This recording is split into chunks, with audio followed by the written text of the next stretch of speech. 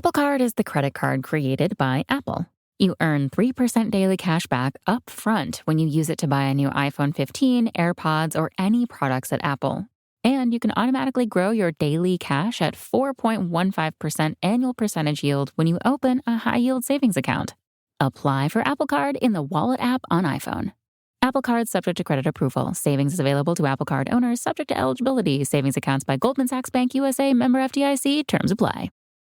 Who exactly are the football gods? Join us every week to find out. Yeah, we sit down with famous faces to offer them the ultimate footballing role. Total power over the beautiful game. From comedians to musicians, footballers past and present, we'll be exploring the big questions. Who's going to football hell? What game will last forever? And how David Seaman influenced David Beckham's style. He went a ponytail, it was a horsetail.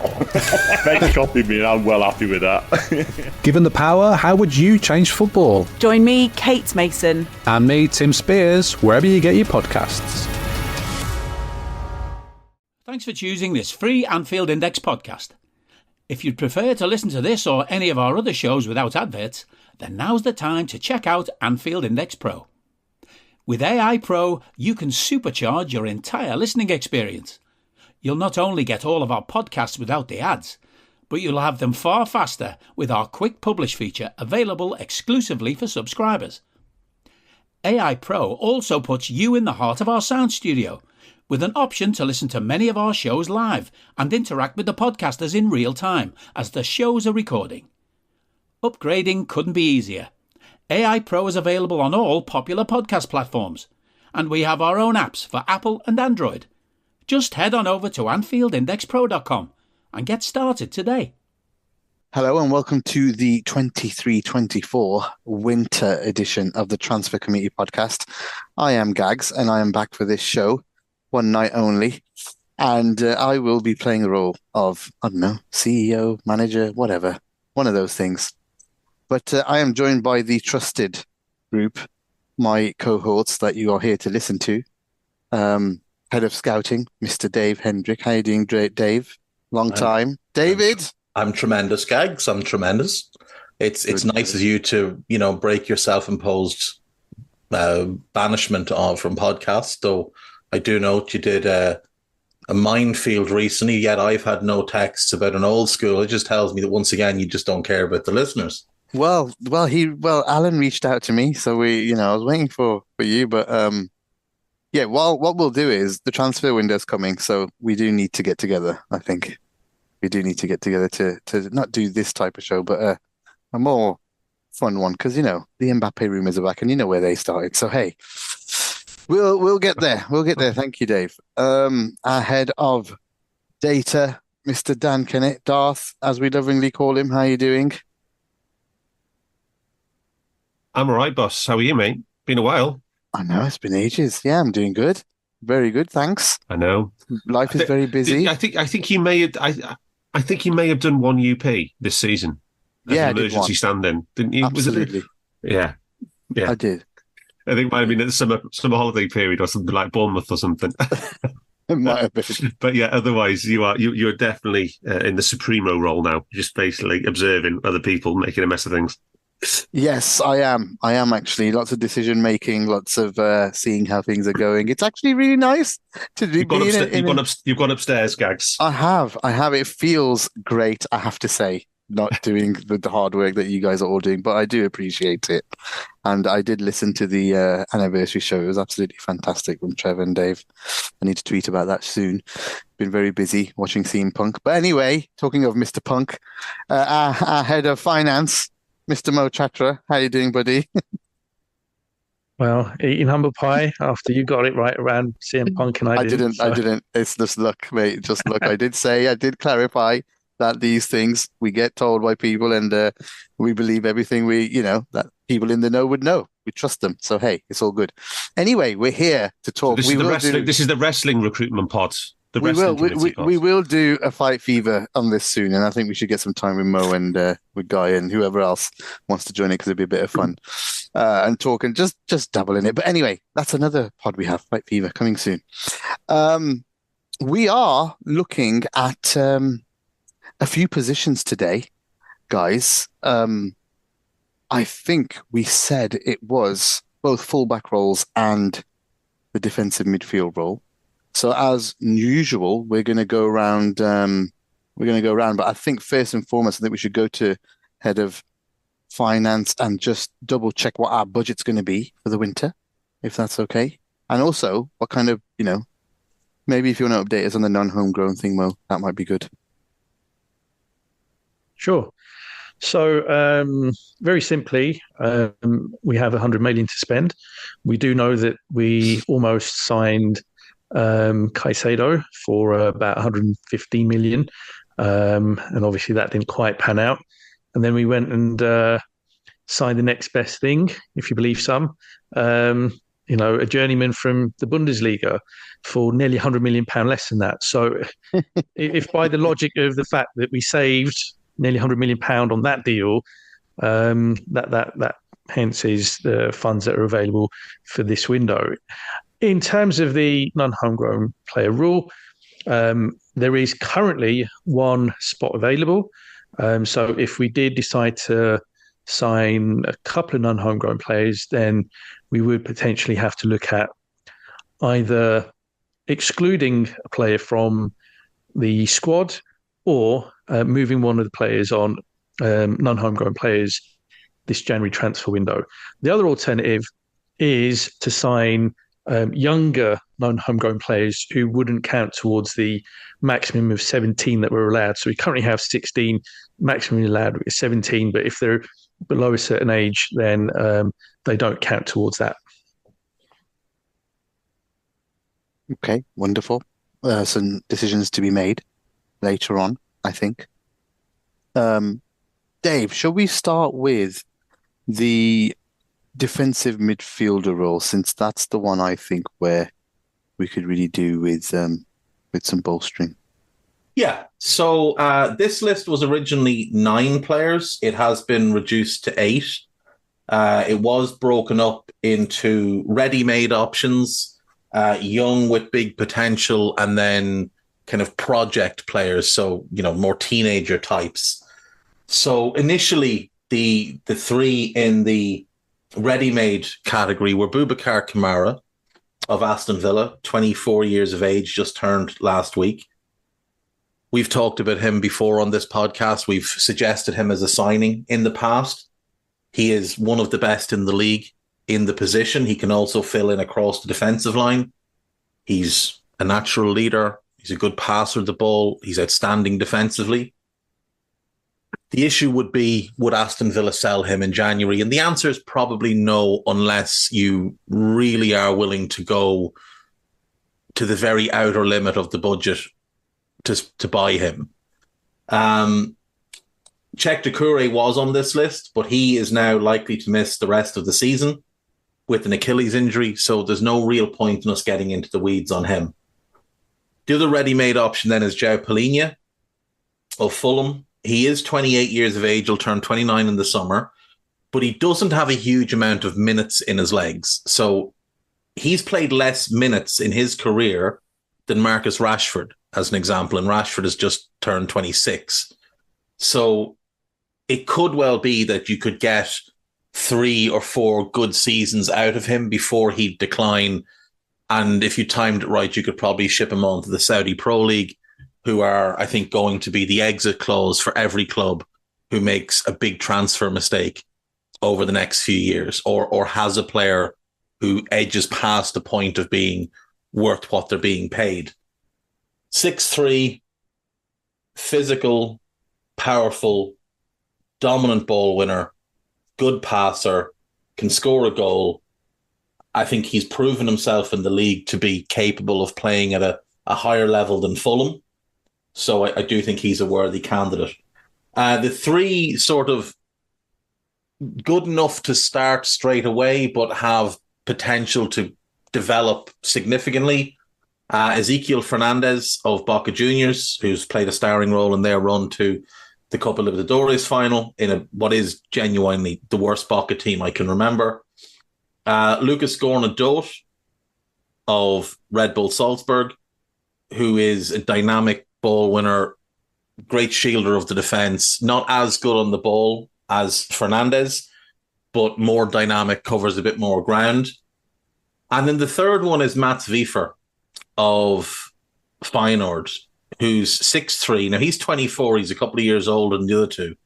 He's actually a week older than Kamara, but he's got less experience than Kamara. He's only played in his career 135 games at senior level. He only really became well known last season, having played his first 2 years with Excelsior in the second division. He moved to Feyenoord last season, was vital in their winning of the Eredivisie title. He's having another very good year this year, and he stepped up to the Champions League level and looks very much at home. Was outstanding last night against Atletico Madrid, has been good in the games against Lazio. So he would top out, I think, potentially a little bit below Gordon Dowett and Fernandez, but I think he's maybe a little bit ahead of them now in terms of readiness to come in and start for us, and he adds more physicality than they would. And then the three youngsters. Now, two of them they're not definite number sixes, but they're young enough and talented enough and have the attributes to be moulded into the position. One is Arthur Vermeeren of Royal Antwerp, 18 years of age, outstanding young player. So he's definitely one that I think is worth a look. The next is Archie Gray of Leeds. He's only 17. He has the potential to be the player that people think Declan Rice is. That's how good he can be. People think Declan Rice is this all-encompassing, do-everything world beater, and he just isn't. He's a good player, not a great player. Archie Gray can become a great player. He's already outstanding, starting regularly in the Championship. Plays right back, plays centre midfield, plays holding midfield, can play an attacking midfield if needed. He's got star written all over him. And the third one is Gabriel Moscardo of Corinthians. He's 18 years of age, a proper ball-winning, shielding defender. He's got plenty of gnarl about him. He's super intelligent, has exactly the type of mindset you want in a young player. Fearless, good on the ball, very composed, likes to carry the ball. He reminds me of a young Roy Keane mixed with an old Roy Keane. Like, he has Keane's dynamism of his youth, and he has that snarl and bite of the latter years Keane, not to the point where it crosses the line as it often did with Keane, but that same type of, I'm going to be the one that goes and takes control of this game. I'm going to go and take the ball off you, and we're going to start playing with it, and you're not getting it back. That type of mentality. So that's the list. Now, I understand that the data department have two that they'd like to add to that, and that's fine. So, Dan, you have two names. You've actually got three names. Yeah, three names. Just wanted to add into view for the scouting views. You've got Andre from Fluminense, I think. Yeah. Martin Zubamendi. Is it Sociedad? Sociedad, yeah. No. So yeah, Sociedad, and João Neves of Benfica. Benfica. So if you got any up to date scouting reports, you could rustle upon those three. Yeah, with Andre, I think he would get absolutely roasted as a 6 in the Premier League. I think he's an 8 in the Premier League. Defensively, he's worse than Alexis is. He's not the most dynamic. He's quick enough over a short distance, but if you ask him to cover any kind of real distance, he'll get roasted. He's also very small and quite lightweight, despite the fact he is really feisty and he does like to get stuck in. I think if we had sold Thiago in the summer and not bought Gravenberch, then I would have said bring in Andre, and you have Andre and McAllister rotating in one position. I would put João Neves in that same boat. For me, the comp for him is like a Barella type, like that real bustly, busy, will have good ball-winning numbers, but if you have him as a shield, A, you're not going to get the most out of him, and B, he is going to struggle physically. Zubamendi, I love. My only real concern with Zubamendi is I worry about the mobility of a midfield pairing that has him and Alexis or him and Trent. I'd worry about the physicality of that midfield as well, because he's about 5'9", 5'10", but he's quite slight. Now, he's outstanding on the ball, and he reads the game at a really, really high level. So I could get on board with him, but we would want to be shoring our defence up quite heavily, I think, to get away with having a midfield that doesn't have that kind of physical presence in it outside of Dominic. The other two, I would push back on. I just don't think Andre makes sense for us. I think he needs to go somewhere now where he's going to play regularly. I don't think he plays regularly for us. I think Fulham is the move for him. I think that's where he will go. I think to partner Palhinha, ideally, if they can keep Palhinha. If we or somebody else buys Palhinha, I think they'll go again and buy somebody else. Neves, I really, really like. I think he's an 8 as well in the Premier League. I just think he's going to be a little bit too small to play as a 6. And like, if you think back to, say, like the best ball winner of the last decade has been N'Golo Kante. But when he was played as a lone 6, his team struggled, and he struggled because he wasn't as effective. It's when he's played with a sitter like Drinkwater, bad and all as he was, that partnership worked. It worked brilliantly with Matic, because Matic would sit and hold, and Kante could basically be like a free safety roaming around, no real obligation to hold a position, just go and win the ball for us and give it to somebody else. Neves, I think you could put into that type of role. Now, he'll offer more on the ball than Kante, and Kante was good on the ball, but Neves, I think, would be more suited to that type of roaming destroyer kind of role, but you've got to have a really solid defensive presence. And if you look at Benfica this season, with him playing as a defensive midfielder, they're a mess this year. Dreadful in the Champions League, dreadful domestically. And a big part of it is he's just not quite where you would want him to be defensively from a physical presence point of view. Are you that person who has everything? The coolest merch and those must-have fan threads? Well, over at our Anfield Index shop, we've gone that extra mile when it comes to pimping up your Liverpool collection. From our popular range of bespoke design t-shirts, sweaters, hoodies and hats, to our signature edition mugs, prints and coasters, all provided with fast worldwide shipping. We have something for every red. We also stock official LFC merchandise and are licensed with the Premier League and UEFA to sell official iron-on shirt badges and sleeve patches. As a listener to this podcast, you can get 10% off everything with coupon code AIPRO10. Just head over to AnfieldIndex.shop or find us on Etsy by searching for Anfield Index. Yeah, gotcha. Gags, do you want me to do some? Do you want me to do some numbers on these? Straight into the Quite a long data. list. Yeah. Let's go straight to the data. Yeah. So, just on Moscardo and Gray, these are very young boys, and Moscardo 1,200 career minutes, Archie Gray 1,400 career minutes. So these are pure scouting picks. If we go down that road, there's nothing we can say really in the data department to add anything to those signings. But they're under 21 players, Gag. So if we wanted to sign a project signing, they're not going to even come into the homegrown question. Or non-homegrown for another few years yet. So that's something we might want to consider if the young teenagers are worth it. On the ready-made ones, I did prepare all the numbers on Doucouré before his injury as well, so I have them. It's such a shame. Yeah, it looks like it's a serious one, doesn't it? So with his Achilles, So the Palhinha is a. What I'm going to do is I'm not going to go for every data metric. I'm going to do what I did on the summer part, which is I'm just going to highlight the real standouts and potential weaknesses of a player's numbers versus the average defensive player, the average player in this position. So I'm just going to talk about the really noteworthy numbers at either end.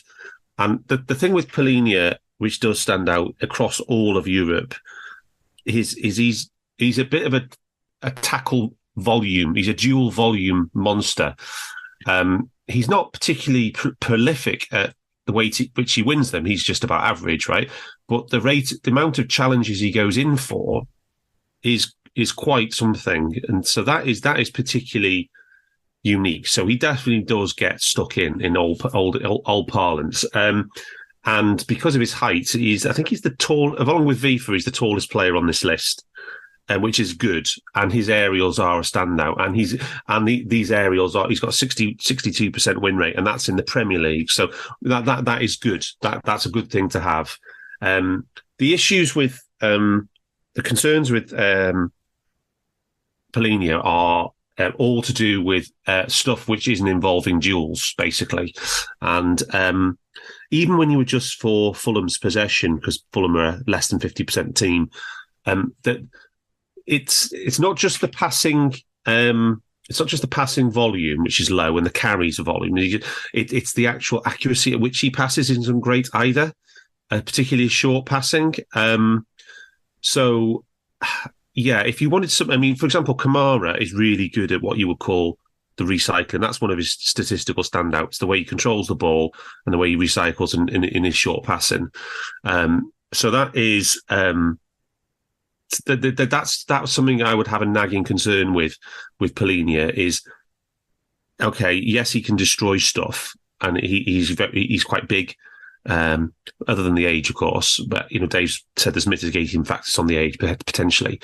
Is that can he do anything on the progressive side to the level that we would need a player like that to do? So it might be able to translate, Gags, but there's a few things in there in the numbers that you'd look at and you're thinking, well, that's not great, particularly short passing accuracy. You'd want somebody who's a lock, really, in that kind of stuff. And one thing I have done, Gags, by the way, is I've included our ex first teamer, who was the regular in this position, Fabinho, and our new guy Endo in this analysis, just so we can see where those guys compare. For example, on Endo, right, is statistically speaking, compared to these guys here, the only things Endo is good at is aerials, right? And then in his production, which is actually, he does actually score and assist quite a bit, way more than the average player in his position, right? But if you look at his 1v1s and the way he can recycle and his short passing and how often he's caught in the ball, he's got weaknesses and red flags in all those categories. So I'm wondering whether Endo is purely a stopgap for 1 year and we look to sell, for example. Because, if we're going to keep a player who is a limited player, who is a stopgap and he's taking up a non-homegrown spot as well, guys, that's definitely something you need to think about as well. He seems like a stopgap, doesn't he? Yeah. He really does. Like the fact that you said the only things he's good at, and they're not really defensive midfield. No, other than the aerials, that's it. Yeah. The aerials, yeah. But Kamara, right, he is interesting because, like I said, he's got really good numbers, short pass volume, short pass completion, but also there's lesser known categories for how often a player miscontrols a ball and how often they get caught on the ball, and he's very good at both of those as well. So yeah, he doesn't compete so much in the duel. He's not a duel monster like Paulinho, but there's a lot to like there on Kamara in a different way. Zubimendi is the guy who actually profiles closest to Fabinho in terms of what his actual strengths were, which were, first of all, his control. He doesn't get caught on the ball, and he's very good in the air.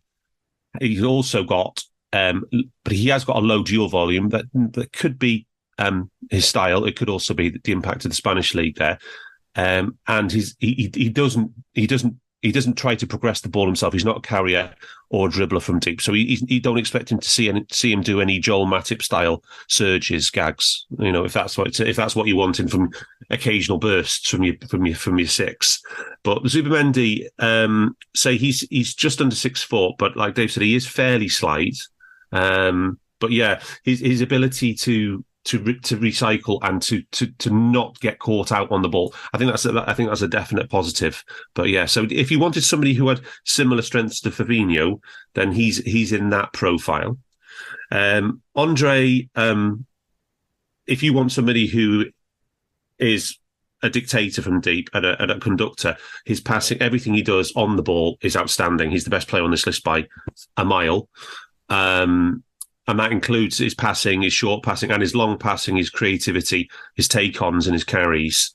But obviously, you've got to mitigate that against average or below average defensive attributes. And the team he plays in. They're such a weird team. They'll gladly knock the ball back and forth between defensive midfielder and centre-back 6 or 7 times and wait for someone to sort of half press them and then spring a little bit like Brighton do. Yeah. And we don't play that kind of way. So you'd wonder in our game where he's not going to have as much time on the ball. And also, the other thing to factor in, remember, is in the double pivot, he's partnering Trent. So having a ball dominant player like same player. Yeah. Like you said, he was the Thiago replacement, but we've already signed the Thiago replacement, haven't we, in the squad? Ezequiel Fernandez has some nice highlights and no real lowlights either. Although you got to remember he is playing in the Argentine league, which is the next tier down below the big 5 leagues. His passing is decent. He's got decent numbers there, and also his recoveries, which is always a good proxy for how energetic he is and getting about the pitch as well, Gag. So I think he's the best on this list for recoveries, actually, of all the players, which is to his credit. He is. Yeah, he's the best player on this for recoveries. His only weakness there, and this could be a low sample size and small data, is the actual miscontrols and how often he actually. I don't know if his touch is bad, but this is we had it with who was the German fella we scouted last year, and then we didn't sign him because he had a bad injury record, and then he got a bad injury.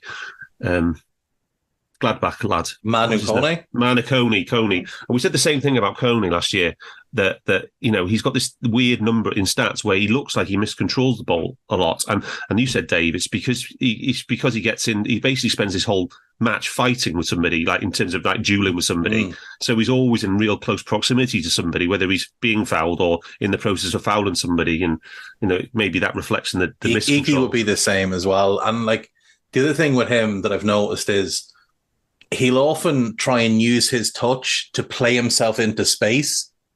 So there's a lot of those that just end up squirreling away from him and somebody overruns in.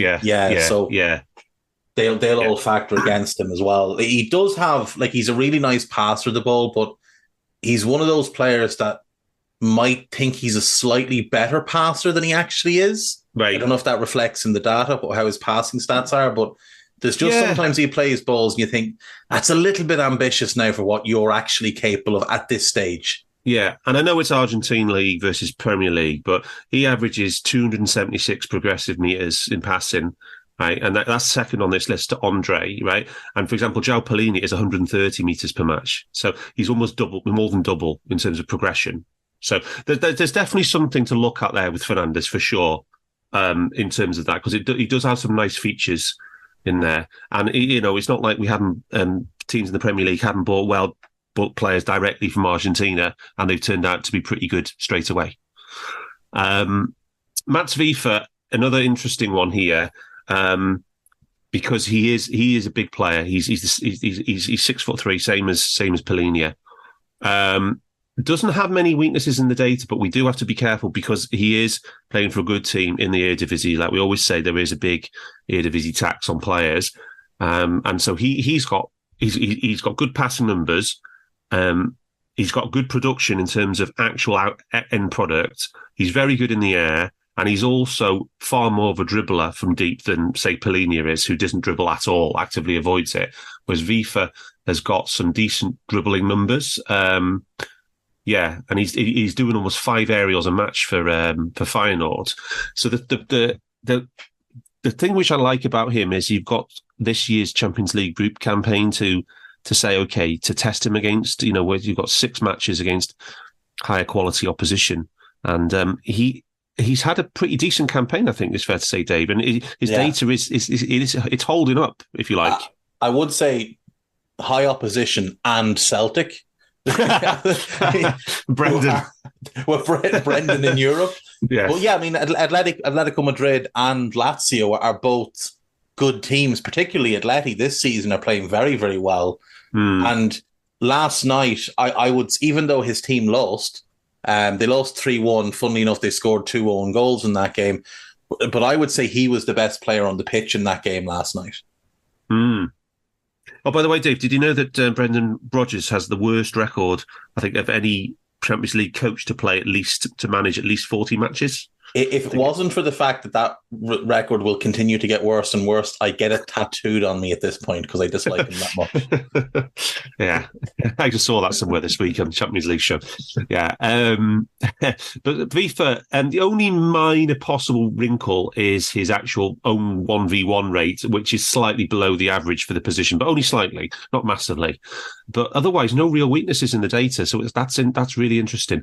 Gorna Duath is. The thing to like about here is, again, he's played the Premier League and he's a Red Bull product. We love Red Bull products. He's only 20, so he'd have 1 year of being under 21, not qualifying here.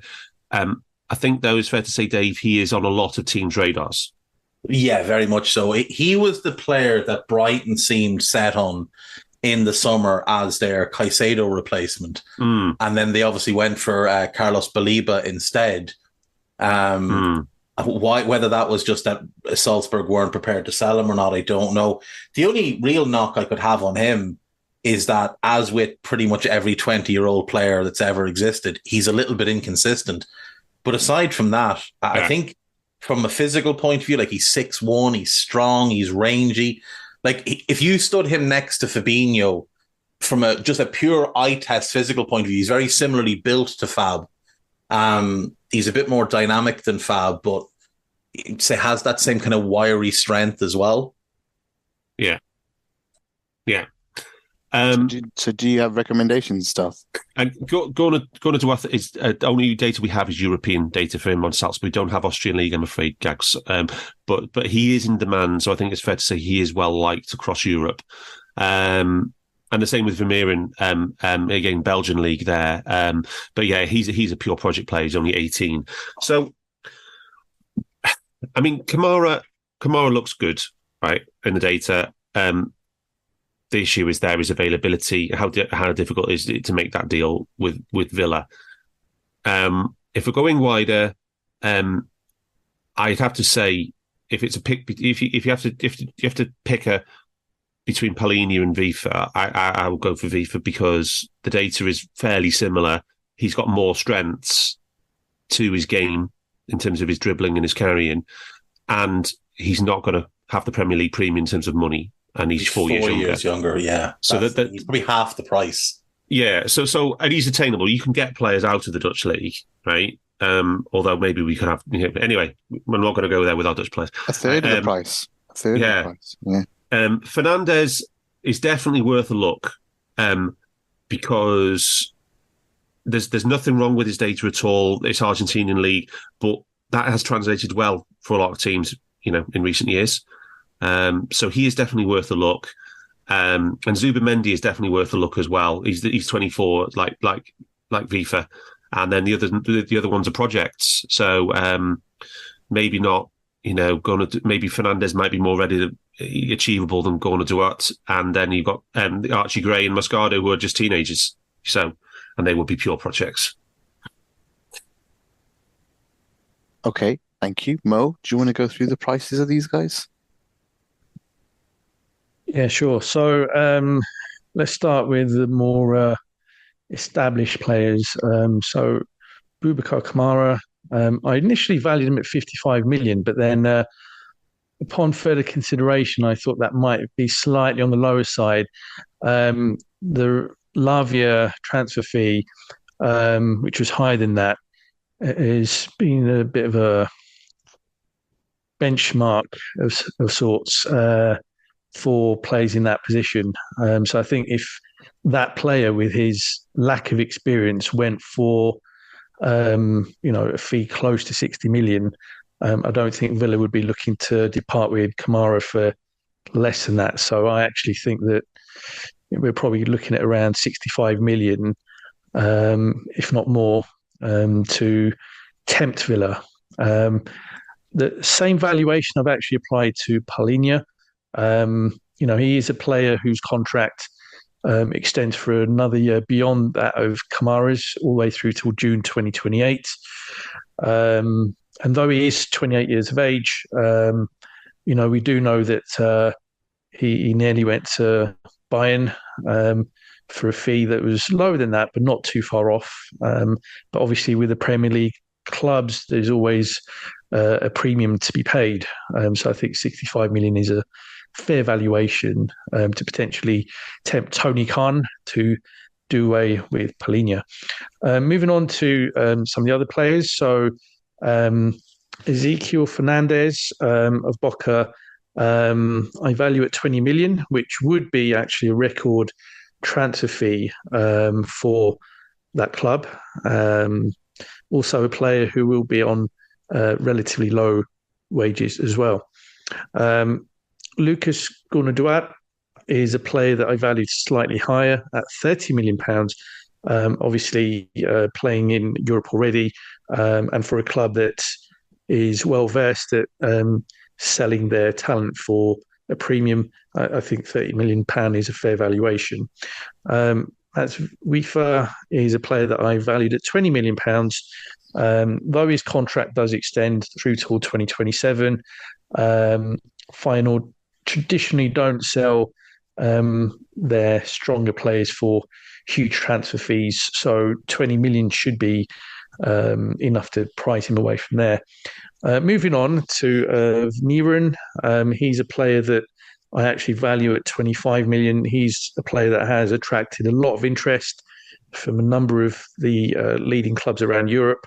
So I think that 25 million in January, though he's an 18-year-old, relatively inexperienced, might seem on the higher side due to the demand that already exists. And if he continues with the upward trajectory, that figure could be significantly higher come the summer. Gabriel Moscardo, I valued at 15 million. So he's a player that, again, is at a club that historically hasn't departed with players for massive fees. Archie Gray, I've valued at the same amount at 15 million. A player also that wouldn't be on high wages. And then moving on to the players that we've just talked about. So Zubimendi has a release clause of £53 million. Though I should clarify, it's actually a buyout clause, which means that the player officially would have to pay that. Though the way it would work is that we would transfer the funds to the player. The player would then transfer the money to the club. Andre, £30 million has been a figure that has been suggested in recent weeks as one that potentially would be enough to get that deal done. Obviously, there's been a lot of discussion about him potentially being linked with Fulham. And the figure of 30 million has been largely linked with them. But I'd like to think that we could get him for the same amount. And then finally, João Neves, a player that has had a lot of hype around him, has reportedly got a release clause of in the region of about £105 million. I don't think that figure would be needed to price him away. Though that said, he's a player that might be seen as the Premier League's latest version of perhaps Enzo Fernandez. Dave might disagree. And obviously we know the kind of fee that he went for when he joined Chelsea. So, yeah, though I don't think 105 million would be needed, I still would suspect that we'd be looking at the region of 70 million plus to get him in. So though he's a young, inexperienced player, relatively speaking, the demand is definitely high for him, and he's one of the more sought after players on the continent. So, given the transfer budget, I would suggest that, as talented and as much potential as he has, maybe he's a player that wouldn't warrant the kind of fee that would be needed to sign him. Benfica do tend to insist on the buyout if it's January, and then they'll negotiate if it's summer. So you might get him cheaper in the summer if you're willing to wait. But in January, I think they'd be, 70 would probably be the low point of what they'd accept. So are we looking at Weaver or Fernandez here? I would go Weaver on the basis that he's already shown himself to be a Champions League caliber player. He's already in Europe. It's an easier adaptation for him. We have a group of Dutch players in the squad, so we'd have some familiarity with them having been in the international. We have a Dutch manager, Dave. Well, we have a Dutch manager as well, like our galaxy-brained manager, under the authority, of course, of our German director of football. But we do have a Dutch manager who's making the decisions. I think Weaver would just have an easier time, like, settling in straight away. Like we've always talked about Enzo Fernandez, and when he came across from River Plate to Benfica, Jurgen turned down the chance to buy him. And people have said, oh, well, we could have bought him then.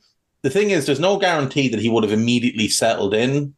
Having that 6 months in Portugal did him a lot of good.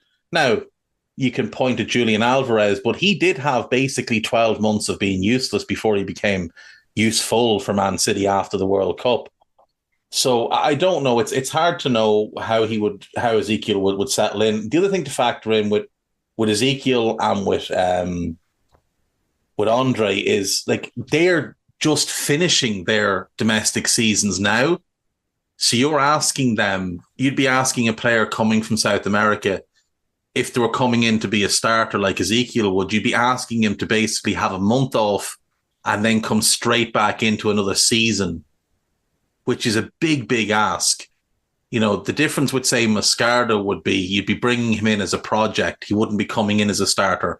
So you could give him basically 3 months of training as a preseason and then kind of unleash him in whatever games you feel necessary in the last two. I would go Weaver. Ideally, I would say go Weaver and Moscardo. You get Weaver for now. Even if he doesn't have the highest ceiling, he can give you 2 to 3 really good years, and then you can move him on at a profit, and then Moscardo is ready to take over that role. Is he available in January as well if Feyenoord don't qualify from the group, which looks likely? Feyenoord, I don't think, can qualify from the group. Oh, they can't do it. It's already decided. It's already decided. I think they've got 4 points less than Lazio, with one game to play. So I'd imagine he will be available. Yeah. The thing that's really positive about him is last season he played in a double pivot with Ergun Koku. Yeah. And Koku was kind of the star name, and we talked about him in the summer transfer committee pods. Yes. And the worry was, what happens if he goes? Can Weaver take on more of the ball playing responsibility? And to his credit, he has grown exponentially in terms of his all-round influence on that team this season without having Koku there. So that's a really positive sign that maybe he's just a bit of a late bloomer, and maybe this is just the very early doors of what he's going to be. Remind me of pace-wise. What's he like pace-wise? Do you have any numbers on his pace or anything like that? Or I did ask the sports science department for this information, but they let me down, Gags, I'm afraid. Fucking unreliable. Can't get the stat pace. Just can't be trusting these people from Derby. Can't be. I know. Outrageous. He is decently quick. He's not like a big cumbersome lump. He is decently quick. Yeah. I asked our Eredivisie scout, Patrick, on Under Pressure Discord about FIFA, because I said he was on the shortlist. And he said he's a good player, key player for Slots, who's the manager, and Feyenoord. His best quality, in his opinion, is intercepting, recovering possession, and often higher up because he plays in a pressing system. He covers a lot of ground. He's Feyenoord's most defensive midfielder in the current version of the 4-2-3-1. He's alongside Timber this season, who's more of a box-to-box, and Weaver plays the protective role of the two. He's very comfortable on the ball as well, to be fair. Yeah, he said he's a good ball recycler, can receive under pressure and play one-touch passes. Not sure what his ceiling is, though. He doesn't have the obvious talent of, say, a Gravenberch, right? Which is another talented Dutch player, obviously. So he has intelligence and tactical ability to be an important player in a footballing side. I think it's but whether it can translate to one of the best teams in the world, that's the question, isn't it? But you know what? Even if it's a stopgap for a couple of years, like, as in, or not just a couple of years, but 20 million. Is it 20 million we're looking at? 20 million. Like you could buy him now, And you can sell him for 40, like in a year's time, a year and a half's time. Yeah. Honestly, it's not. It's like. I think it's fair to say he did. If you look at the data now, there's no question that he's a better data profile than Endo. No question. Yeah, and like he's used to playing in a winning team, and I kind of feel like that matters. He's used to playing in a winning team that dominates the ball. He's got that kind of "we're better than you" mindset. Whereas I look at Endo at times, and he's coming from Stuttgart, and they've been treading water in the Bundesliga the last couple of years. They've been relegated with him in the team. They've obviously had that one season of promotion, but it's a lower league. And I just kind of feel like he almost brings that I'm not really supposed to be here type of mentality himself. Like there's times he gets the ball, and I don't want to be mean to the guy, but he looks a little bit like a raffle winner. Like the ball gets stuck between his feet and he does really weird shuffles. Like he doesn't know which foot he's meant to kick it with. And a lot of it just, he's talked about it himself, how like he understands that the fans have doubted him and stuff. Like that shouldn't be in his mindset. He should have been coming in thinking, I'm going to improve this group. But he almost seems a little bit apologetic about the fact he's here. And not to disparage the guy, because I'm sure he's a good guy. He works hard and there's things he is good at, like Dan mentioned. But with a player like Wiefer, whether he's got the ceiling or not of others, it's hard to know. I would say it's certainly a straighter line for him to reach his ceiling than it is for, say, a Gravenberch to reach his.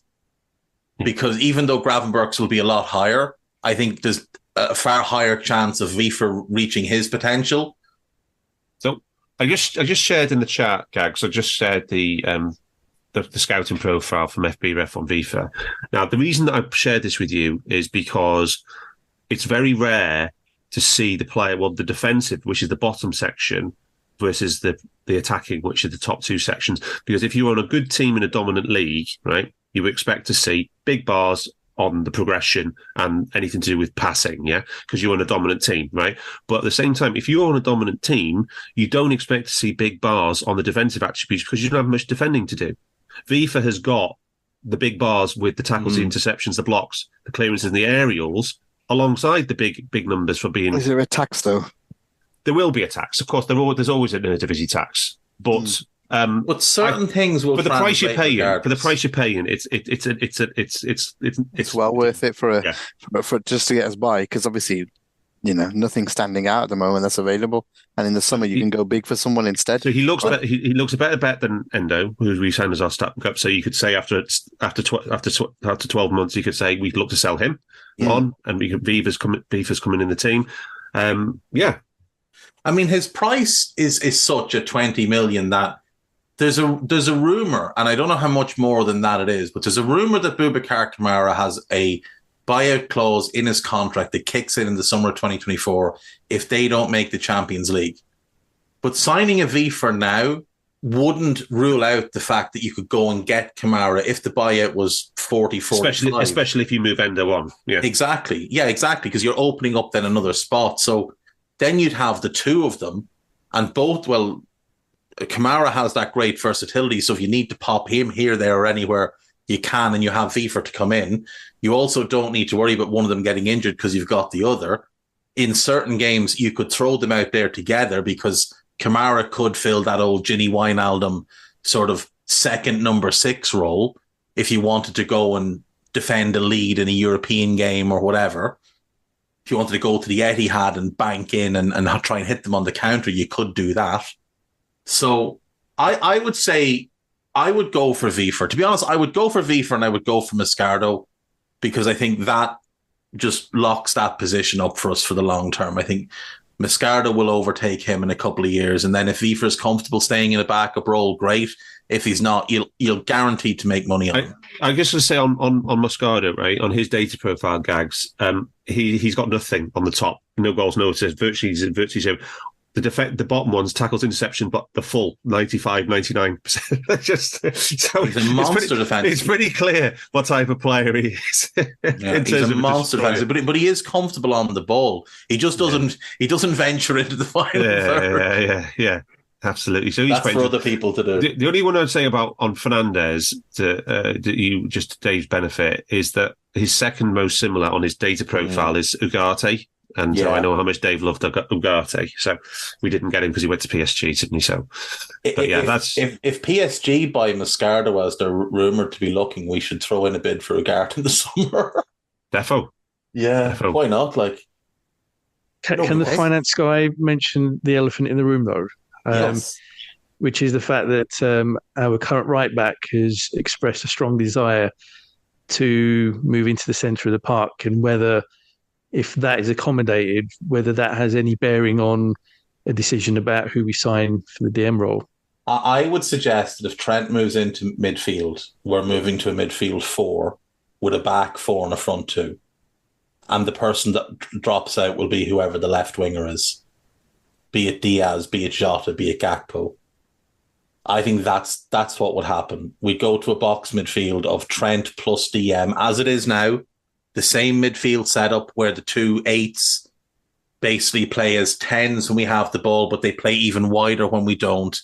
Think 99-2000 Lazio with Stankovic and Nedved, or think, any of those great box midfield teams over the years where Saki's Milan, where, you've got Donadoni and Colombo playing wide and playing central when we have the ball, and we just sign into the fullback. And I don't think it affects the defensive midfield. Trent is not going to impact the defensive midfield player, because Trent gets dribbled past endlessly and isn't good enough defensively in that type of situation to warrant playing him as the defensive midfielder, for example. And you couldn't play Trent, Alexis and Dominic. It would be absolute suicide as a 3. Curtis is there now. And when people moan about Curtis is there now because he's the best defensive player out of the 4. He might not have the numbers of Dominic or Alexis, but he's the one that fills space, blocks passing lanes, doubles up on players. Even against City at the weekend, when he didn't have a good game, defensively, Curtis was very good. And Curtis was a big part of the reason that Doku wasn't coming in field non-stop, because he was getting back over to double up with Trent. We switched Curtis and Dominic because Dominic wasn't doing a good enough job at helping Trent. Curtis switched over and Doku was out of the game for 15 minutes. Yeah, he was. He did go quiet for a bit. I think that the thing is, if Mo's comfortable with that this deal is the right, this is makeable deal and it's a decent price, it's not a huge gamble in that respect. He's only 20. He's only 24. Yeah, even if Trent did move into midfield, it's not it's Endo goes, and then we still have a backup if need be. I just think if he's available now as well, Mo, do you think he's available in January? Do you think is it an attainable deal? Yeah, certainly. Yeah, I don't see why not. Yeah, it does give you the options for the second half of the season then, and it does look like an upgrade on Endo to me. Oh, big time. Okay, well, we know what we want to do there. So are we going to go for Moscardo as a project then as well, or Archie Gray? See if we have the money at the end, maybe. Yeah. If we have the money for a second midfielder, we get a second midfielder. If we don't, we should have. But yeah, well, let's see. Let's go left back, Dave. Right, left back. So we're looking at kind of left back, left side, centre back profiles. A Premier League example would be a Nathan Aki, a Josko Gvardiol type, who can play left back out of possession, defend as a left back, but when we have the ball, can either slide in as a centre back or be progressive going forward. So I've got a list of 6 that I've put together here. The first one is a player who's been linked to us over the summer, and that's Goncalo Inacio of Sporting, 22 years of age. He has been developed in a back 3 at Sporting, but he's played right side and left side as well as in the middle on the odd occasion. He has played some games as a traditional left back. He's 6'1", he's quick, he's very smooth in possession, he's a tremendous passer of the ball. Quite an ambitious player as well in terms of what he's trying to do when he has the ball. He doesn't just want to settle for the easiest thing. I'm fairly certain he's played 1 or 2 games in midfield under Ruben Amorim, but that might have been in play. Like during a game, he might have moved into that position rather than starting there. I think he'd be a really good fit. Now, he would be quite pricey, but Portuguese international, 5 caps already, and a big, big future. The next one then is Piero Hincapié, another player that's been linked to us in the past. 6 foot, tough, strong, quick. Probably the ideal fit for the role because he's played centre-back in a 4, left-back in a 4, left side in a 3, middle in a 3. He's played defensive midfield and he's played left wing-back. So he kind of ticks all your boxes. He can be a little bit rash with some of the decisions that he makes defensively. A little bit kind of Christian Romero-esque in terms of sometimes he might get wound up by something that's happened somewhere else and just go in a little bit too hard on a tackle almost to make a point. But he is a very, very good player. Arthur Thiete of Rennes, 6'1", Belgian international, 13 caps. He's 23 years of age. He's got the most experience playing left back and centre back in a 4. He's been at Rennes now for over a year, and he's been very, very impressive in that team. Jorge Cuenca, I think I'm pronouncing that correctly, of Villarreal. Not a huge amount of experience in the top flight, though he did play a season with Almeria a few years ago. He came through the Barcelona Academy. He is very, very strong defensively. He's 6'3". He, coming through their academy, was tagged as the next Puyol in terms of how he plays and the attitude with which he plays. He's, unlike the others, he's more, I'd say he's stronger defensively than the others, not quite as good on the ball, so it would depend what you want. But he does have ideal centre-back size, so you could play him in the centre-back role instead of Virgil if Virgil needed a game off. 24 years of age, so he is the oldest on the list as well. And he's a little bit of a slower developer. He sort of hit a brick wall when he was in Barca's academy, and Barca gave up on him. But he's rerouted himself since going to Villarreal and had a couple of good loans with Almeria and Getafe. And he's now looking quite good for Villarreal. And the last one then is probably the unknown of the group. It's Lucas Beraldo of Sao Paulo in Brazil. He's the youngest on the list. He's 20, so he wouldn't count as homegrown, or as non-homegrown, rather. 6'1", very, very good in the ball, quick, aggressive defender, but very composed, doesn't lose his head, doesn't make rash decisions. He's had a really good season in what's not a great Sao Paulo team.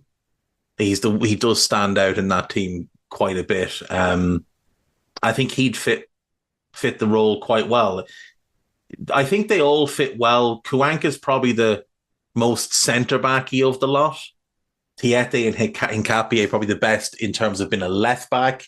But if it's a 3, Beraldo and Inacio are just tailor-made for it. Okay, the numbers, Dan, please. Did you miss the last one on the list? I did. I missed one. Jorel Hato of Ajax, only 17.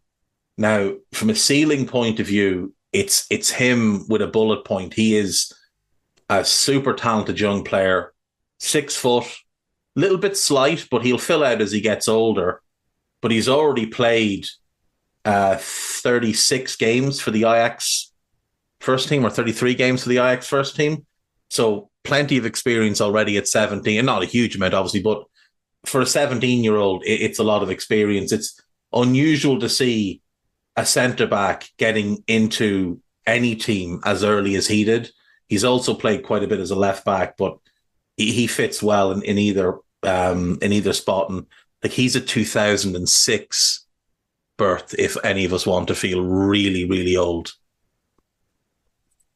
Thanks, Dave. Thanks for that, Dave. Yeah, really do. Go on then, Dan. You need it.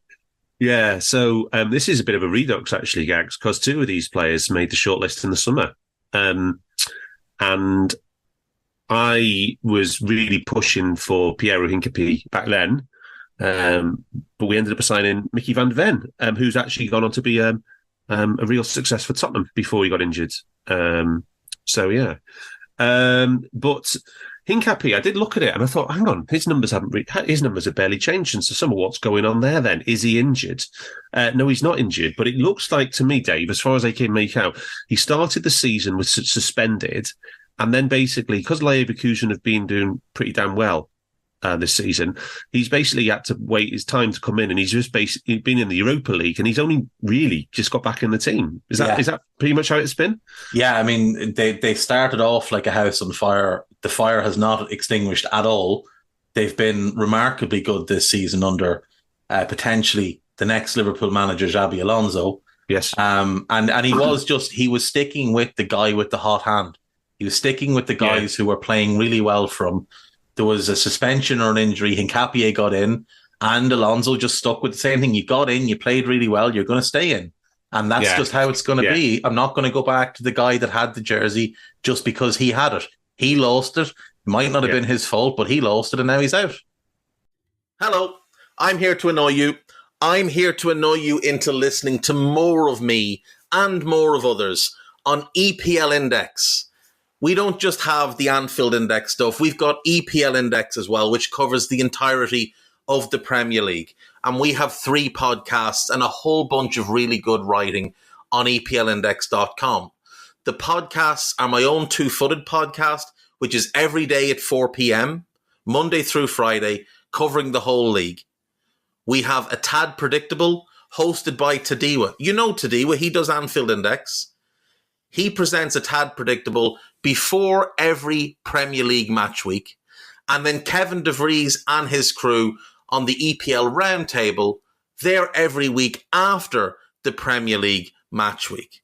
So make sure you listen to everything we're doing on EPL Index and follow us there on Twitter at EPL Index. Thank you. Bye-bye. Yeah. So, Hincapi. Very refreshing. Yeah. Very refreshing indeed. So, lots to like about him still. As Dave said, very quick. 1v1, he is very good. I believe the links came, maybe Mo can elaborate, but after the Caicedo ones, he's maybe represented by the same people, and they maybe started offering to us as a sop for missing out. I don't know. Who knows? But Hincapi, yes, absolutely, we would push for that. Because he's 6 foot as well. He's not. He's not going to look out of place in the Premier League in that role. Inacio was also on the list, and his story remains the same as well. Very, very good passer, particularly an excellent injury history. Again, nothing there. He's the best passer. So there's the same qualities as we had before with those two players as we did last time. And on Hato, the most interesting thing to know about Hato is, while he's got 2,100 career minutes, and it's a data decision, it's a scouting decision, not a data decision. His most similar player on his profile is Inacio in terms of, so the profile of those two players, Hato and Inacio, is very, very similar. So onto the newcomers, we'll just look at in more detail.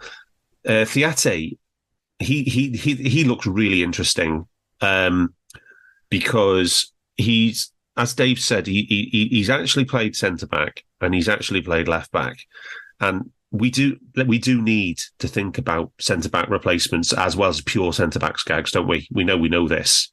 We know we need to future proof, in that position, as well as talking about hybrid role. And he's 6'3", 81 kilos. So he's not going to look out of place in the Premier League with that kind of physicality. He's got a good injury history. He's only got one game I can see missed ever through injury, age 23. And yes, he looks like he's got centre-back attributes. He's moderate in the air for his size. He's not elite. That might be the only we should think, well, a 6'3" player should be dominant in the air, but he doesn't show that in the data. And moderate 1v1, but he's outstanding at carrying and passing in a not particularly dominant Rennes team. Rennes are mid-table, Dave? Mid-table team in France? Yeah, I mean, Ligue 1 has been bizarre this season with teams that finished in the Champions League spots last season, kind of struggling a bit. But Rennes this season are 10th in the league as things stand. Yeah, and to have such dominant passing numbers and carrying numbers for a guy who plays centre back and left back in a moderate team, that's really interesting. And he does have some actual goals. I think he's chipped in with a few from set plays as well, which is nice. So his progressive passes is good. His carrying is good as well. And I think there's a lot to like there for a 23-year-old. And as Dave actually said, George Cuenca or Jorge Cuenca, yeah, he's definitely for me, he's definitely a centre-back rather than a full-back here. His passing and his carries are his weak points, where he is very, very good 1v1 in terms of 1v1 defender, and he's strong in the air too.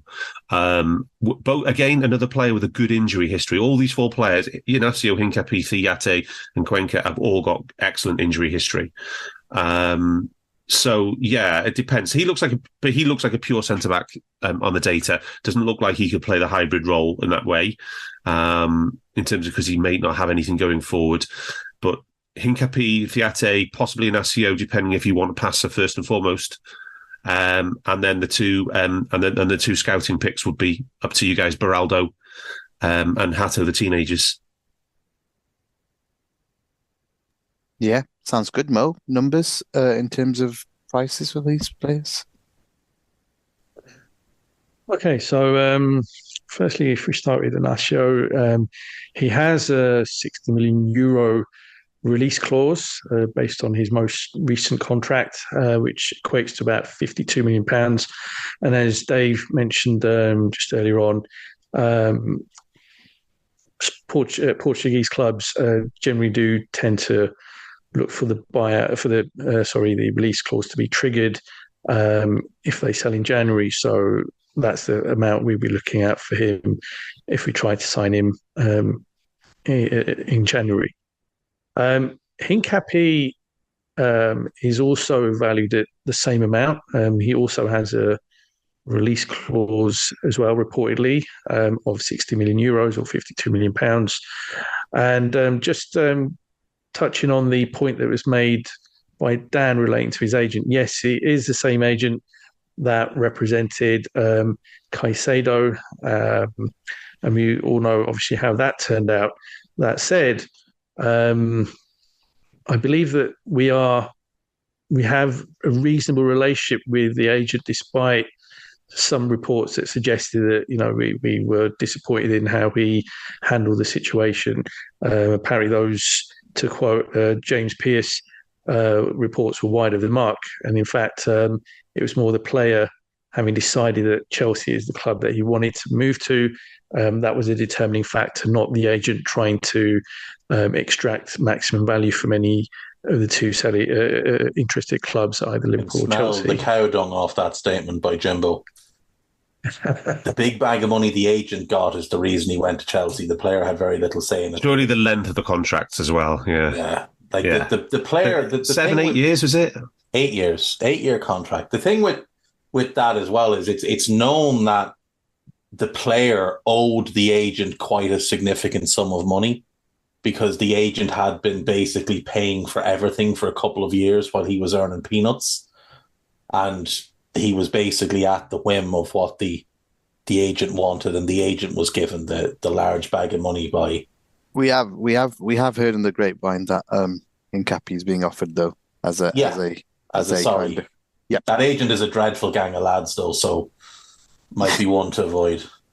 Oh, but the player's well worth getting. The player. Well, exactly. I think there's something there where you lose out on someone, but you gain a position where you're kind of covering. If business is business, Gags, as you always say. I completely agree, and if anything, what Survivor Series teaches us, business is business for sure.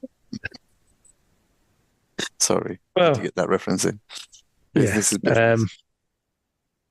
The player is represented by Manuel Sierra, who represented Caicedo in the summer.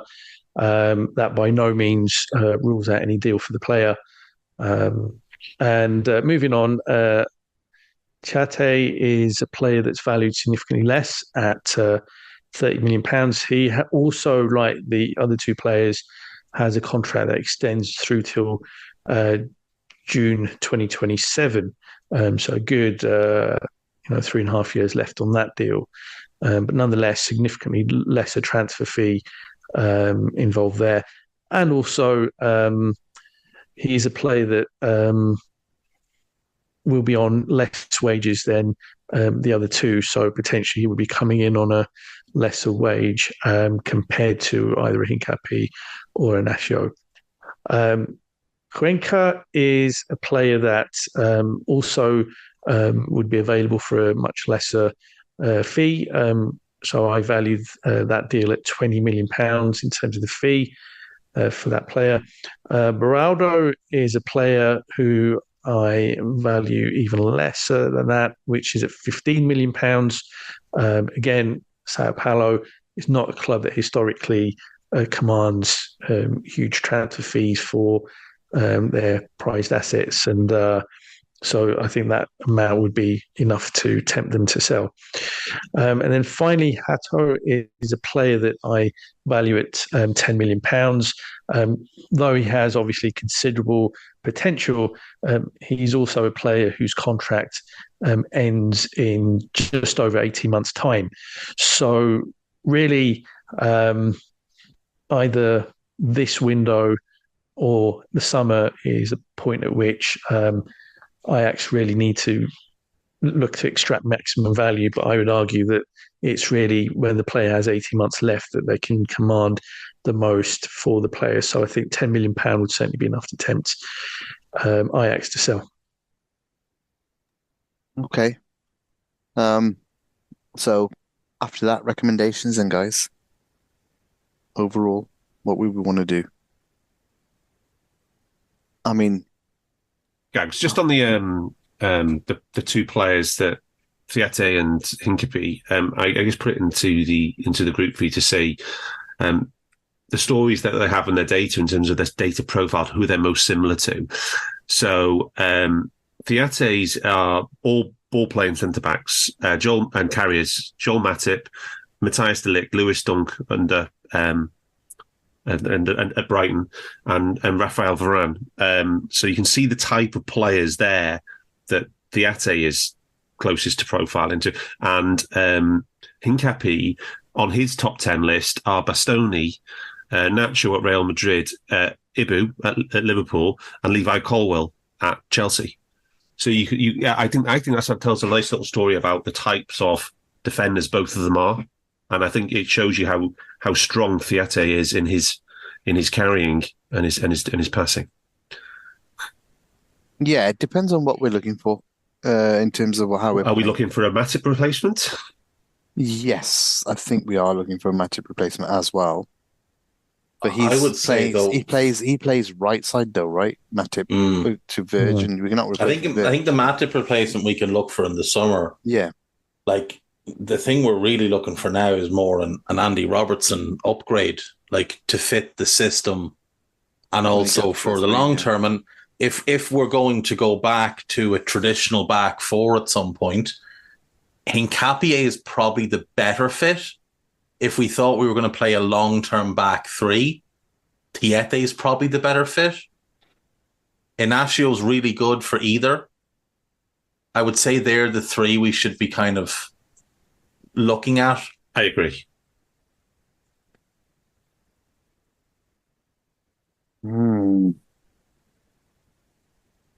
Yeah, I don't think long-term we're going to a back three. I think it'll be this system or a four, at the end of the day.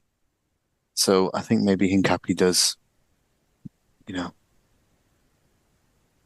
got a question for Dave. So if we do perhaps stick with a traditional back four, Ait Nouri from Wolves, who we've talked about on here 3 years ago,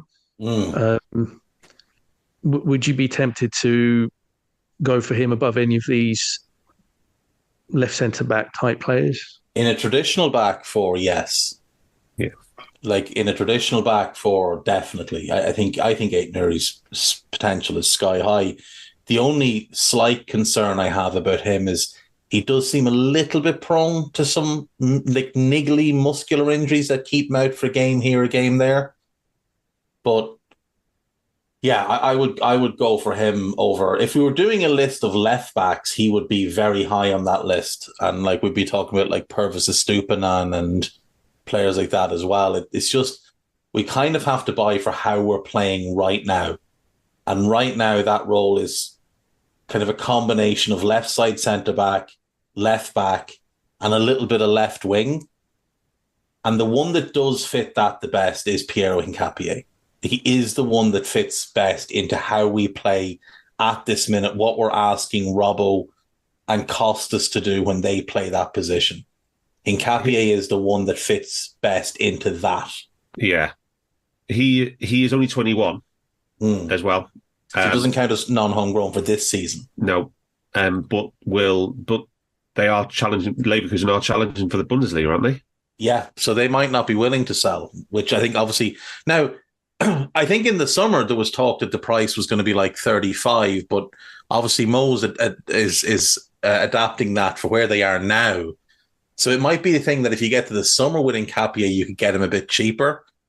Now I think you would pay that premium. I think you're paying 50 to 55 for him. Yeah. I think with Robbo just coming back in Jan, we may just go. Well, Gags, 10 weeks, and then it's, plus recovery. It's not, Yeah, it might be a bit longer. Well, he did say it's healing well, to be fair. So, Leverkusen are top of the Bundesliga by 2 points from Bayern. Yeah, and they're unbeaten and they've won their Europa League group as well. Now, it was a really, really weak Europa League group, but they're unbeaten in that. They're unbeaten in the domestic cup. Again, they've played lower league teams, but they're unbeaten across 3 competitions this season. Jesus Christ. And they're playing like gorgeous football. Might be more then. It might be more that we have to play to get him out. Maybe we go Theati then, if we're looking to get someone in, definitely. Are we desperate to get someone in? You can say, right, that he's only playing for a mid-table French side, but his numbers are good for somebody who's playing in a not dominant team. And if you've got Matthias de Ligt and Joel Matip on your data profile, that tells you what you're going to get. Yeah, on the left side, which is great, which is fine. Yeah. The only thing is it is Virgil's position, unless Virgil moves to a more central role. No, but if you're bringing him in, he's starting left back, but we're being a lot more solid defensively when we have the ball. We're keeping a 3. Yeah. And that left back isn't been told. Now, whether they're told or not, or whether they're just a little bit like dogs chasing a car and they just think they have to get forward, I don't know. Because Costas and Robbo do play that position differently. Robbo definitely plays it more like a dog chasing a car. There's a little bit of Albi Moreno starting to show its head in Robbo at times. Costas is a little bit more reserved, but then Costas is less dynamic than Robbo as well. So maybe he doesn't trust his recovery pace the way Robbo trusts his. The other thing with Thiete, he plays for the Belgian national team, who are a dominant team, and he looks very comfortable and very at home in that setup as well. So he's shown that ability to adapt to a team that does dominate the ball, which I think would speak well for him in moving into a team like our own. Okay, let's go Theatre, because it just seems I don't think it's going to be possible to get Hincapié. But we can decide at the end. We can just say that's the player we choose, but do we go with it or not? Well, Theatre looks like a makeable deal. Yeah, and also we got to think about what we're doing with non-homegrown stuff at the end. So let's put him on the list. We'll get to the end and we'll make some decisions on what we can do and what we can't. It's not about money anymore. It's about squad and what we do and who we can get rid of as well. So Dave, let's go to the right backs then, the final position. Yeah, so I've got 5 on this list. The first one, back to Ajax again for Divine Wrench, who's just a really good all-round right back. He's good on the ball. He's comfortable getting forward. He adds some value in the final third. Defensively, he's really strong. And I've seen him get put on decent wingers and lock them down and keep them out of the game. He's been capped by the Netherlands, though he hasn't been getting recent call-ups to the senior team. He's back in the under 21s, but he is only 20 years of age. Again, he'd just fit into the Dutch group. And sticking with the Dutch team, one player that we spoke about for last summer, Lucharel Gertrude, of also a Feyenoord, 23 years of age. And he's got great versatility, can play right back, can play centre back, can also play as a holding midfielder. So from a squad point of view, he might make a lot of sense. I think he's got a lower ceiling than Wrench. He is 3 years older as well. Arnaud Martinez of Girona, he is playing outstanding football. They're playing incredibly well. They're the surprise package of Europe this season. Only 20 years of age, already past 100 senior games for Girona. 6 foot, strong, can play centre-back or right-back.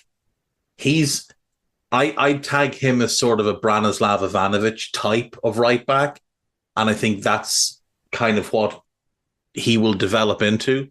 Potentially a better version of Ivanovic, but that's sort of, defence first, but like a tall, aerially dominant fullback. He'll have to work on that side, but I think he can become that player. Kylian Sildilia is one that I've just come to really like playing for Freiburg. And that they're a fun side to watch, and they're a really nice club to keep an eye on. Well run, good manager. They do things the right way. They're basically the Brentford or Brighton, probably more Brentford stylistically, of the Bundesliga, punching above their weight and, finding good value on the margins. They've had the same manager, Christian Streich, for a long, long time. He does a really good job, but he's turned down a lot of bigger clubs. And like with Thomas Frank, he gets buy-in from his players. And this season in particular, I've seen Sildilia just seems to have taken on a new level to his game. I think he's a really good player, really good one to keep an eye on. And then the last one, I went with more of an attack-minded player because I wasn't sure which type of right back you want. For me, I'd like a more defensive one. I'd like us to be a bit stronger defensively if we're going to play a 4 with Trent in midfield in a 4 and 2 up front. I would like us to just have that really solid defensive base. But I did go with one really attack-minded version, which is Vanderson, the young Brazilian, 22 at Monaco. He first came on the radar a couple of years ago when he joined Monaco, and the main reason he did was because the team that they beat to get him was Brentford. And I always like to keep an eye on who Brentford and Brighton are looking at, because really smart teams are worth tracking because they make good decisions and they buy players to develop and sell. And they would have been looking to buy Vanderson to develop him and sell him to a club like us or City or Arsenal or Spurs or Chelsea. So I've been keeping an eye on him since he went to Monaco. Defensively, there's a few ricks that I'd like to see him work out. He does deal fairly well with pacey players, though, which is a positive sign. He's got good lateral movement. He's very quick at changing directions as well. He's really good going forward. He's a very fun player going forward. Good on the overlap, can cut in field as well and link with players. I think if you asked him to, he could do this Trent role that he's doing now. So I think that's a positive as well. I did leave Jeremy Frimpong off this list because whatever chance there is of getting Hincapié out of there right now, there is zero chance that they will even consider a Jeremy Frimpong sale at the moment, because right now there is no right back or right wing back in Europe who can hold a candle to what he's doing. He has been ridiculous in this 3-4-3 that Alonso's playing. So Vanderson is on our list, but Frimpong is not, if people are wondering why. Okay, Darth, some numbers. Yeah, and again, another redux here, Gags, with two players from the Summers list still on it, which is nice, good continuity there. I mean, Vanderson, younger brother of Milderson, it's still, like Dave said, all the same attributes he had. And, we discussed him at length in the summer. And I think he looks decent. Wait, Milderson's a real player? No. No. Oh, sorry, guys. Sorry, mate. I was here chuckling my head off. Oh, no. Okay. I think there actually was a player back in the day called Milderson, actually. in the 80s. But yeah, It's been like 3-4 months since we mentioned them. I know. Hasn't it been great? Sorry, I had to come and just make the joke because it's so funny. That was very good. Brilliant. Okay. Very good. But the question, the question that's with Dave is, he's definitely on the up, and he's definitely got attacking option. But is that what we want now? I don't know. Does he take one of the homegrown spots?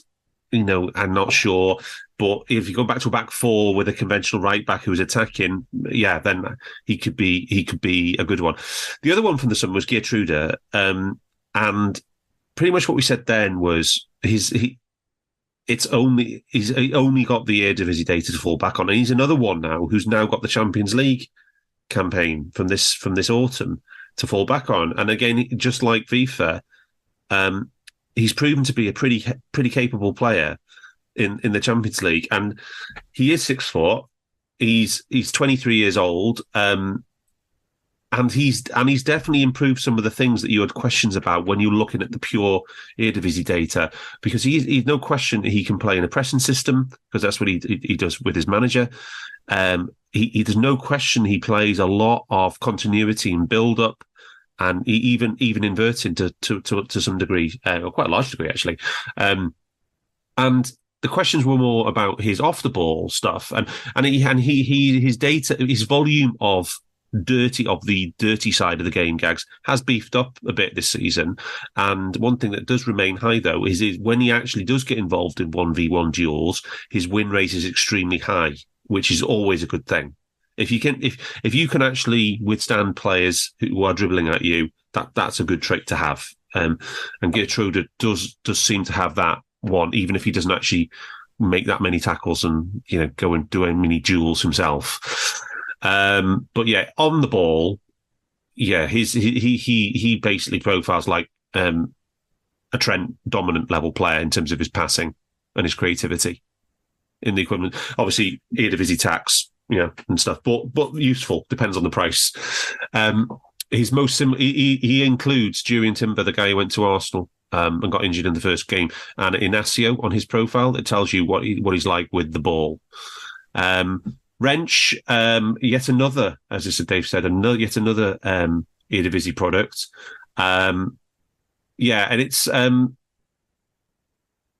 it's much more moderate compared to Gertrude. He looks like a reserve player.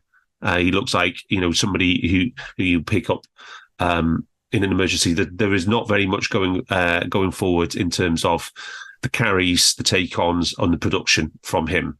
But he's only 20, he's 3 years younger than Gertrude.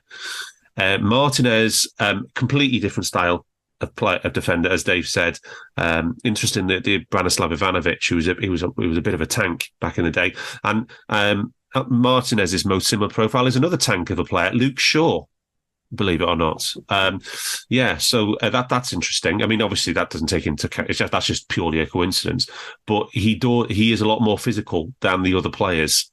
And he's very much looks like an all-rounder in terms of a fullback. So he definitely looks to be worth a shout. I mean, he's only 20 and he's virtually 6 foot, whisker under 6 foot. So that he definitely looks like he's worth a look at, Gags.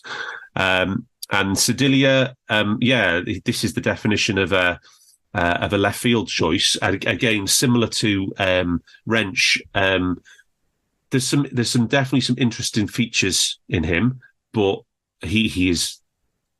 I think personally, it's a Gertrude or Martinez, possibly Vanderson, but and Sildilia and Wrench look like bargain options if we need to proceed that way. I don't need a VPN. I've got nothing to hide. This is what I used to tell myself before I hooked up with LibertyShield.com. Not only is my home internet now fully encrypted, but I can now access all the websites I want, whenever I want, and do so from absolutely anywhere.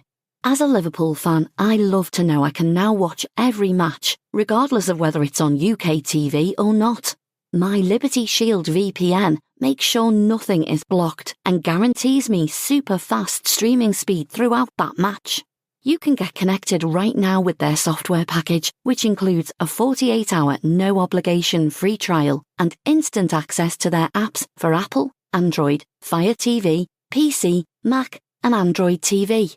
Or go a step further like I have and get one of their pre-configured VPN routers. These small but powerful devices allow you to easily connect every device in your home to VPN, making it the perfect solution for smart TVs, Mac boxes, and games consoles. Visit libertyshield.com today and use coupon code AIVPN25 to get 25% off at checkout. Okay, Mo? Okay, so let's start with Wrench then. He is a player that I value at £15 million. Ajax obviously have sold players over the years for considerably more than that, but not at the moment seen as one of their star players as such, and so therefore I think £15 million would be about right to secure him. Gertruda, valued higher, more experienced for a start, but also he is represented by Wasserman, who are one of the big agencies, an absolute juggernaut. So when they are involved in deal, there is often a bit of a premium there, partly because it helps them to secure a greater commission. And the agent's fees as well would be considerable compared to the other players on this particular list. Martinez is an interesting one. I value him at £20 million. Sorry, I should say Gertruda, I value at £25 million. Martinez at £20 million. Now, he does play for Girona. And with Girona, correct me if I'm wrong, Dave, but they are part of City Football Group, are they not? They are, so for now, because at the moment they're second in the La Liga table, and if they were to make the Champions League, Manchester City Football, the City Football Group would be forced to sell them or sell Manchester City.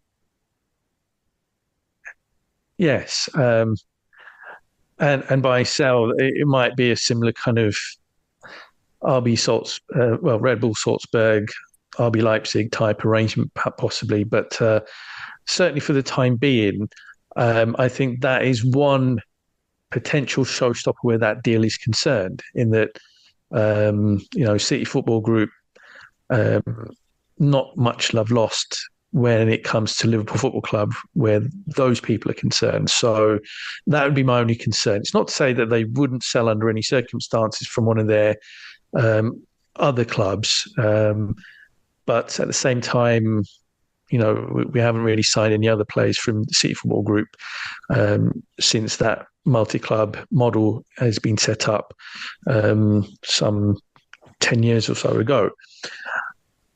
Moving on, though, we have Sildilia, who I value at £20 million. And finally, Vanderson from Monaco, I value at £25 million.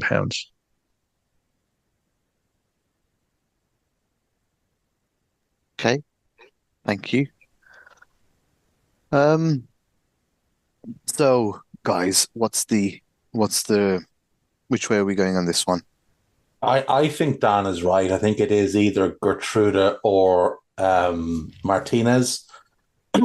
What stands out for me is I would like a right back that doesn't get beat very often for a change. After a while. What do you think, Gertruda, in his Champions League campaign, Dave? Do you think, because he is very good going forward. He's very good on the ball. What do you think about when you watched him in the scouting wise defensively? I think he's solid. I think he does make more mistakes than Martinez does. I think he's prone to the odd lapse in concentration. the other factor as well is if we're buying Vifer from Feyenoord, are they going to be willing to sell both of them? Yeah, that's a good point. So that could make it tough. Obviously, Mo is right that buying from a City Football Group team could be a little bit difficult as well. But I mean, I think Girona and City know that he is going to leave. He has never been linked with a move to City. Barcelona has been linked a few times, but he's never been linked with a move to City. I think I'd be inclined to go for Martinez for a couple of reasons. I think he is stronger defensively. I think the upside is higher. He's 3 years younger. He wouldn't take up a non-homegrown spot this year or next year. No, or next year. Yeah. So that, to me, with the price being around the same, that to me would be a big selling point. Now, Gertrude does have a bit more versatility about him. And as Dan mentioned, he's done that inversion thing. So if you were just looking for him to come in and be Trent's cover, he can do that. He can play right back. He can play in the midfield. He's not a Trent-level passer, but I mean, there's about 4 players in the world that are. Yeah, he's not bad, though. He's not a bad passer at all. Martinez is good on the ball for a fullback, like a normal fullback, not like the mutants that we've seen come along in the last few years. Martinez is better defensively. Gertrude is better going forward. Gags, the consequence of doing the deal for Martinez might be that you have to vote the way the City want you to vote in a couple of Premier League board meetings. We do generally vote with them on a lot of stuff anyway, though, because the Big Six does tend to vote as a block. Yeah. Now, at the same time, there'll be certain things they might want us to vote on that we definitely vote with them. But, yes. Yeah, that could be it. Or, they might just make you pay a little bit more. But the thing with City is there's an arrogance with Manchester City where they look at their rivals and think, you're not really rivals. Like, you might think you are, you're not really. They sold Zinchenko and Gabriel Jesus to Arsenal, who they've had bad relations with over the years. They sold Raheem Sterling to Chelsea, who they've had bad relations with over the years. I think it would be easier to do Martinez from Girona. It's not like we're buying him directly from City, like where their fans might kick off. We sold Raheem to them at the end of the day. Like, there has been times where the clubs have gotten on quite well off the pitch. And I mean, for all the rivalry on the pitch, Jurgen and Guardiola have some weird bromance. This is not like it's not like it's Ferguson and Wenger. This is not, 96, 97 to 03, 04 Arsenal, Manchester United levels of rivalry. It's quite civil for the most part. There's a few things we disagree on. Their cheating obviously been the primary one. Yeah. But I do think the relationship is fairly amicable. Yeah. Let's do that then. I'm not so sure. I think that, I think certainly when it comes to players and coaches, there is, to a degree, mutual respect. I think when it comes to club management, I think there's a lot more bitterness there. If you've read some of the kind of commentary around, some of the feelings around. I mean, let's not. But forget, the bitterness, Mo, comes from us towards them, not them towards us.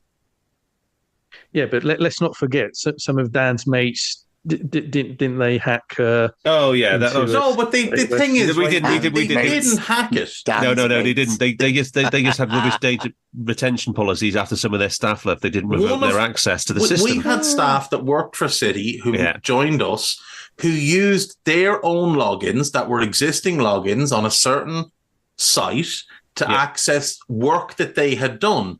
That work was done while contracting with the club. We self-reported on that.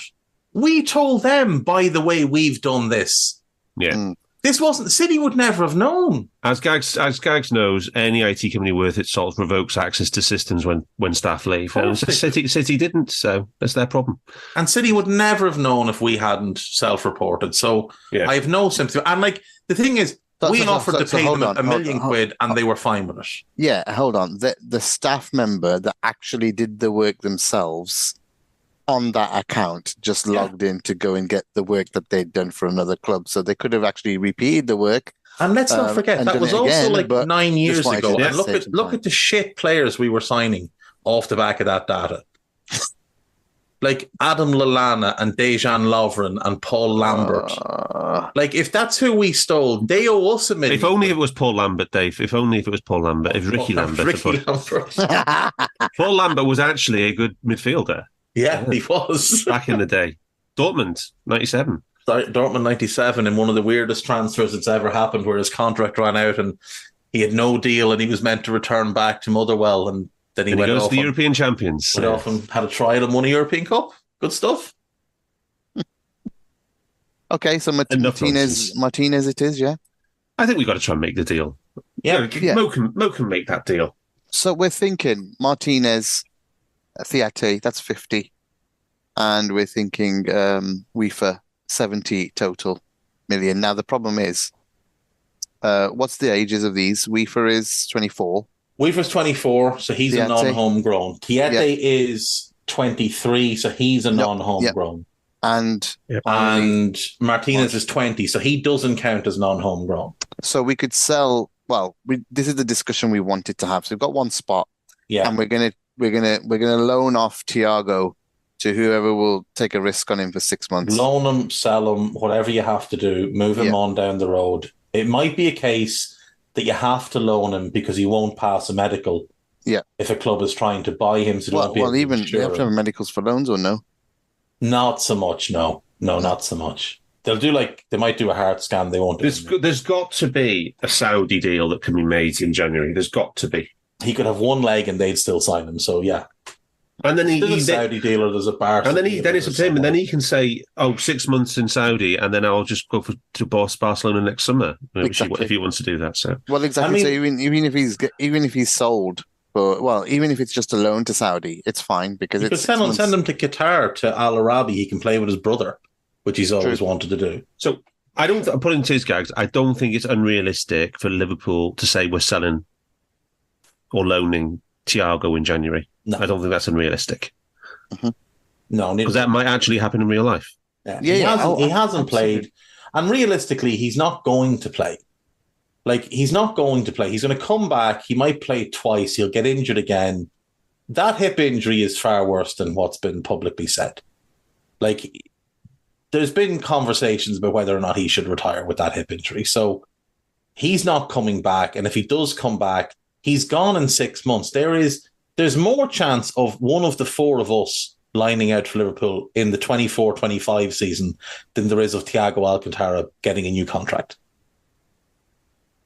He's gone. Gags up front. It's the dream for me. Gags up centre forward. It's the dream. like a young Carlos Tevez. Well, the good thing would be that if we did offload him to Saudi, they would almost certainly cover his full wages. And his wages alone would be enough to pay the wages for the players that we've identified, all three of them. Yeah, that's the thing. And we should say that one of the homegrown spot that is empty at the moment in real life is obviously going to be filled by Ryan Gravenberch next summer because he's no longer under 21. So there would have to be another homegrown exit in the summer, but that could easily be. I think Joel Matip, Andy Robertson, reserve goalkeeper. Costa Simicas, Adrian. Yes. But that's a next summer problem, isn't it? It's a next summer problem, and it wouldn't be a big surprise if one of the non-Darwin or Mo attackers left. Yeah. If Jota decided he wanted a bigger role somewhere, or we decided your injuries are just a little bit too much of a hassle. You're a really good player, but you're not available enough. Yeah. It wouldn't be a surprise if Luis Diaz turned around and said he wanted to go. There was talk in the summer that he would have liked to have gone to Saudi if we'd accepted the offer. So, wow. Yeah, there'll be options for us to create it. And like we said earlier, Endo might go, and that'll open up another spot. So there's 4 or 5 potential. If we sign Tiete, for example, there's no real reason to keep Costa Simicas in the summer, or Andy, one or the other of him or Robbo. You could sell both of them and go Tiete and like Luke Chambers and Callum Scanlon and Joe Gomez can fill in there. So we're fine. You could do that, and you could move on both left backs. Maybe Henderson would like another friend at El Ettifaq so that they can play in front of 800 people together. So Robbo could go over there and get a big payday if he wanted. I'm sure Gerrard would love to have him.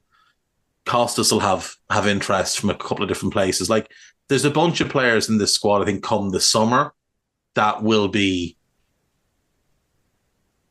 just, we can move on from it and not worry too much about it. So, but the point is, we can bring these three in now. We can loan/sell Thiago, and then there's a gap in the homegrown, and then that's okay. And we're on the budget. Then we look at the summer, and we should prioritise in the summer transfer window some homegrown quality players if we can, as well. Well, like if we're looking at the long-term homegrown picture, there is definitely going to be options. But if you were to buy a Moscardo now, he would qualify 3 years. Yeah, he'd have long enough. He would qualify 3 years as homegrown when he comes of age. So Archie Gray obviously is homegrown. So there's definite logic to maybe investing in a Moscardo now, rather than waiting for him to prove himself in Europe. And what was his price? He wasn't on the list, was he? 20, I think Mo said. 15 or 20? 15 for Moscardo. So we could fit him in well on the budget. Well, yeah, we're in the budget if we did that too. For the future, absolutely. So many other teams are doing it.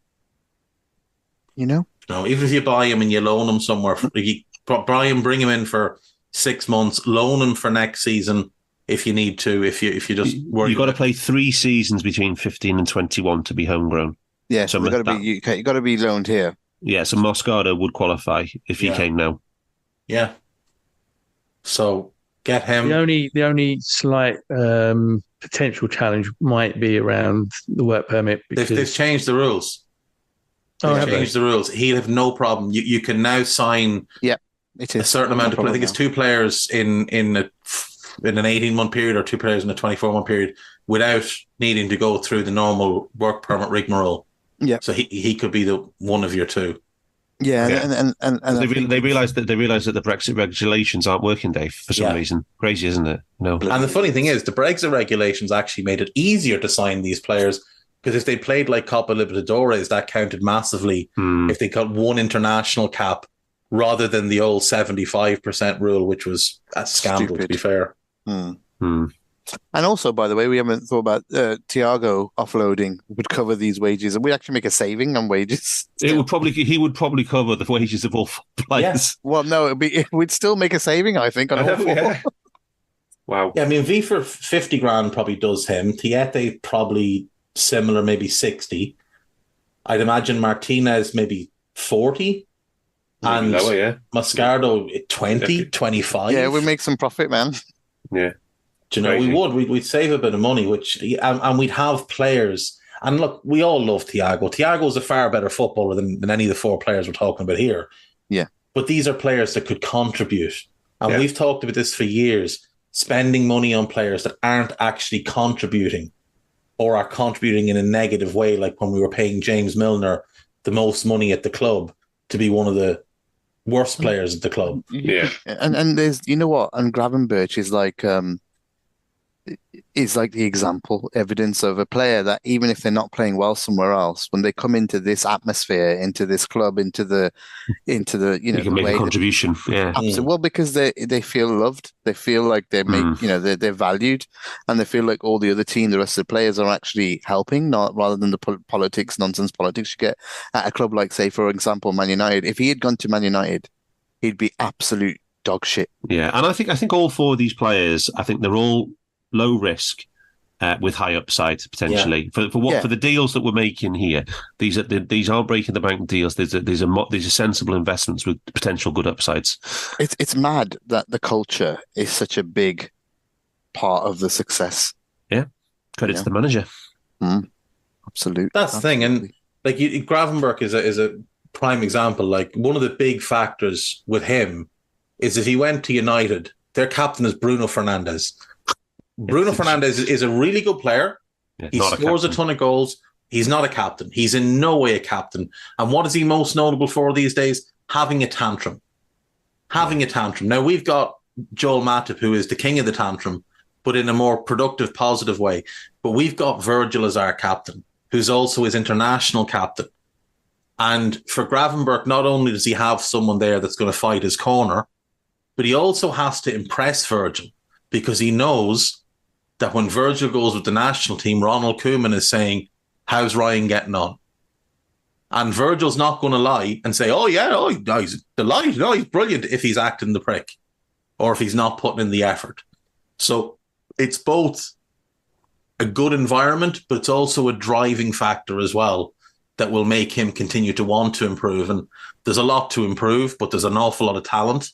So hopefully it goes the right way for us and we see more of what we saw against City, where he can come on and change games for us. Yeah, absolutely. I mean, yeah, it looks like a decent bunch. I don't think there's anyone would get super excited about in the list, but I think that sometimes those ones turn out to be even better than you expect. No, I think I've enjoyed this one, Gags. I think it's been a fun exercise, and to not be no obvious standouts there. I don't think many people said, "Well, go and pick the list that the committee are going to come up with." I think I love it when we do that. I think I love it when you guys pick out players that maybe aren't as popular out there or heard of.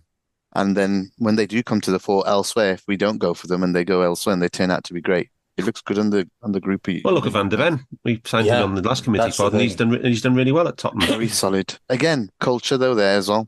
Yeah. Very positive culture. But the thing about these players is, like Dan said, with Weaver, with Tiete, these are very low risk signings. These are players that should translate very easily, should have very easy settling in periods, and you're not expecting them to come in and be, prime Sergio Busquets and prime Paolo Maldini. You're expecting them to come in and be 7 to 8 out of 10 every week. And if they're that, we did the exciting thing in the summer and going and getting Dominic. We did the exciting thing the previous summer and going and getting Darwin.